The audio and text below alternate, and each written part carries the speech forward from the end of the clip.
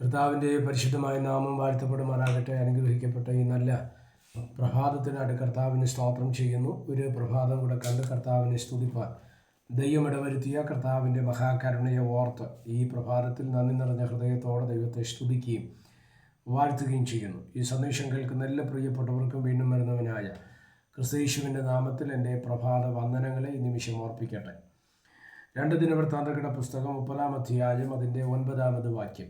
നിങ്ങൾ യഹോവയിങ്കലേക്ക് വീണ്ടും തിരിയുന്നുവെങ്കിൽ നിങ്ങളുടെ സഹോദരന്മാരും പുത്രന്മാരും തങ്ങളെ ബദ്ധരാക്കി കൊണ്ടുപോയവരോട് കരുണ ലഭിച്ച് ഈ ദേശത്തിലേക്ക് മടങ്ങി വരും. നിങ്ങളുടെ ദൈവമായ യഹോവ കൃപയും കരുണയുമുള്ളവനല്ലോ.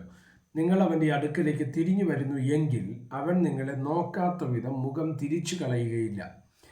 ഈ വാക്യങ്ങൾക്കാട്ട് ദൈവത്തിന് സ്തോത്രം ചെയ്യുന്നു. വളരെ ശ്രദ്ധേയമായ ഒരു അനുഗ്രഹീത വാചകമാണ് നമ്മൾ വായിപ്പാൻ തക്കവണ്ണം ഇടവരുന്നത്. യെഹിസ്കീയാവെന്ന രാജാവിൻ്റെ കാലഘട്ടത്തിൽ ഇസ്രായേൽ ജനത്തെ പ്രബോധിപ്പിച്ച സ്തോത്രം ഒരു ഭാഗമാണ് നമ്മൾ ഈ പ്രഭാതത്തിൽ വായിപ്പാൻ തക്കവണ്ണം ഇടവരുന്നത്.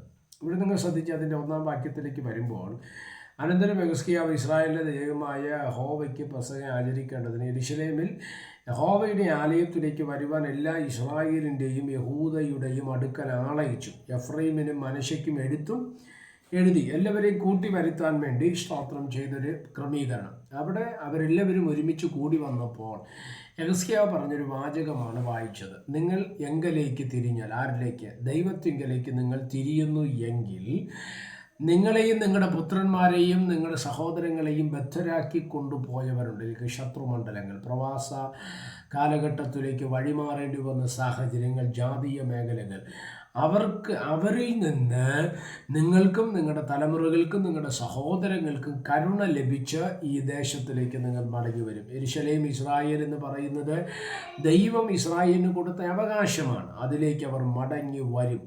പക്ഷേ എന്ത് ചെയ്യണം? നിങ്ങൾ ദൈവത്തിങ്കലേക്ക് തിരിയപ്പെടണം. കാരണം അങ്ങനെ തിരിയുന്നതിന് കാരണം, നമ്മൾ എന്ത് ദൈവസന്നിധിയിൽ പാപം ചെയ്തിട്ടുണ്ടോ, തെറ്റ് ചെയ്തിട്ടുണ്ടോ, നമ്മൾ ഏറ്റു പറഞ്ഞാൽ ദൈവം നമ്മുടെ ആ പാപത്തെ ക്ഷമിക്കും. ബൈബിൾ പറയുന്ന യേശുവിൻ്റെ രക്തം സകല പാപവും പോക്കി നമ്മെ ശുദ്ധീകരിക്കുന്നു. നമ്മുടെ പാപം രക്താംബരം പോലെ കടുംചുവപ്പായിരുന്നാലും ദൈവം അതിനെ ഹിമം പോലെ എന്ത് ചെയ്യുമെന്നാണ് വെളുപ്പിക്കും. കാർമുകിലിനെ പോലെ നിന്റെ ലംഘനങ്ങളെ, മേഘത്തെ പോലെ നിന്റെ പാപങ്ങളെ മായ്ച്ചു കളയുമെന്ന് തിരുവചനം പറയുന്നു. നമ്മൾ ഏറ്റുപറഞ്ഞാൽ അതിനകത്ത് മറുപടിയുണ്ട്. ബൈബിൾ പിന്നെയും വ്യക്തമായി പറയുന്ന ഒരു കാര്യമാണ്, തൻ്റെ ലംഘനങ്ങളെ മറച്ചു വയ്ക്കുന്നവന് ശുഭം വരികയില്ല, അത് ഏറ്റുപറഞ്ഞ് ഉപേക്ഷിക്കുന്നവനോ കരുണ ലഭിക്കുമെന്ന് തിരുവചനത്തിലൂടെ നമ്മൾ കാണുന്നുണ്ട്.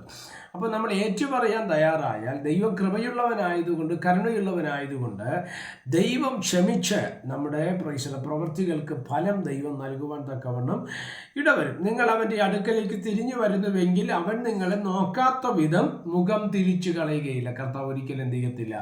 നമുക്കെതിരെ മുഖം തിരിക്കുകയില്ല. പക്ഷേ ഒറ്റ കണ്ടീഷൻ, ദൈവത്തിങ്കിലേക്ക് എന്ത് ചെയ്യുക? മടങ്ങി വരിക. ഈ തലമുറയിൽ, ഈ കാലഘട്ടത്തിൽ കേൾക്കുവാൻ ആവശ്യമായ ഒരു ദൈവിക ദൂതാണ്, ദൈവത്തിങ്കിലേക്ക് തിരിഞ്ഞാൽ നന്മകൾ നിന്നിലേക്ക് വരും, അനുഗ്രഹം നിന്നിലേക്ക് വരും, ദൈവപ്രവർത്തികൾ ജീവിതത്തിൽ വെളിപ്പെട്ട് വരുവാൻ തക്കവണ്ണം ഇടയാകും. ആകയാൽ പ്രിയ സഹോദരങ്ങളെ, ദൈവത്തിങ്കിലേക്ക് തിരിയുക. കർത്താവ് നമ്മെ അനുഗ്രഹിക്കട്ടെ. പ്രാർത്ഥിക്കാം. പരിശുദ്ധനായ ദൈവമേ, സ്വർഗീയ നല്ല പിതാവേ, ഈ സന്ദേശത്തിനായിട്ട് നന്ദിയോടെ കർത്താവിന് സ്തോത്രം ചെയ്യുന്നു. ഈ സന്ദേശം കേൾക്കുന്ന എല്ലാ പ്രിയപ്പെട്ടവരെ തൃക്കരങ്ങൾ തരുന്നു. കർത്താവിനെ അനുഗ്രഹിച്ച് ബലപ്പെടുത്തി ശക്തീകരിച്ച് മാനിച്ചുദ്ധരിക്കുന്ന ദൈവത്തിൻ്റെ മഹത്വമുള്ള കരം ഞങ്ങൾക്കായിട്ട് ഇന്ന് പ്രഭാതത്തിൽ വെളിപ്പെട്ട് വരുമാറാകണമേ കർത്താവ്. എല്ലാ മഹത്വം കർത്താവിന്. യേശു കർത്താവിൻ്റെ നാമത്തിൽ പ്രാർത്ഥനകളെ കേൾക്കണം. സ്വർഗീയ നല്ല പിതാവേ, ആമേൻ. എല്ലാവരെയും ദൈവം അനുഗ്രഹിക്കട്ടെ. God bless you.